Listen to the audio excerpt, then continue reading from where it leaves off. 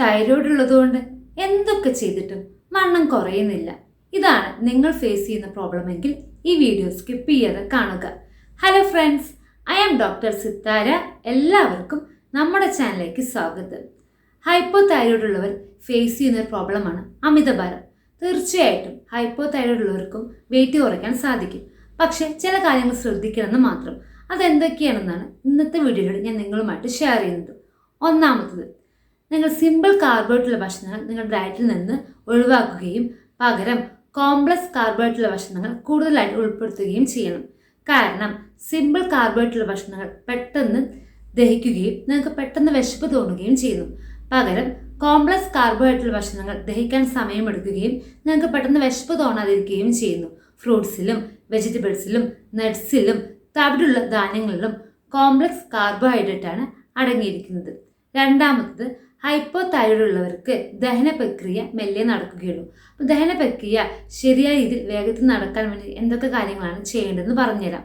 നിങ്ങൾ മഞ്ഞൾ അടങ്ങിയിട്ടുള്ള ഭക്ഷണങ്ങൾ കഴിക്കുകയാണെങ്കിൽ അവ ദഹന പ്രക്രിയ പെട്ടെന്ന് നടക്കാൻ സഹായിക്കുന്നു. രണ്ടാമതായി, ധാരാളം വെള്ളം കുടിക്കുക. മൂന്നാമതായി, ദിവസവും അരമണിക്കൂർ നടക്കുക. നാലാമതായി, ഒരുപാട് ഭക്ഷണം ഒരേ സമയത്ത് കഴിക്കാതെ ചെറിയ ചെറിയ ഇടവേളകളായി കുറച്ച് ഭക്ഷണം കഴിക്കുക.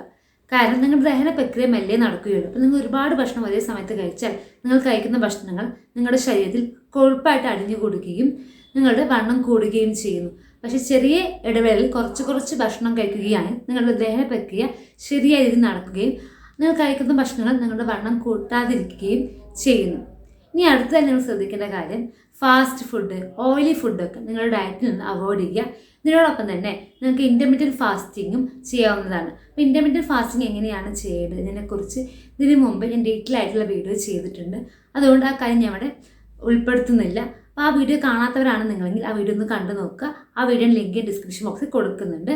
അപ്പോൾ ഈ കാര്യങ്ങളൊക്കെ നിങ്ങൾ ഫോളോ ചെയ്യുകയാണെങ്കിൽ തീർച്ചയായിട്ടും നിങ്ങൾക്ക് ഒരാഴ്ച കൊണ്ട് വെയിറ്റ് കുറയ്ക്കാൻ സാധിക്കും. ഒരാഴ്ച കൊണ്ട് 4-5 കിലോ കുറയുന്നതല്ല ഞാൻ പറയുന്നത്, പക്ഷേ മിനിമം 1 കിലോ എങ്കിലും നിങ്ങൾക്ക് ഒരാഴ്ച കൊണ്ട് കുറയ്ക്കാൻ സാധിക്കും.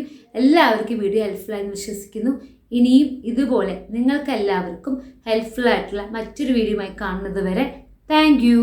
ബൈ.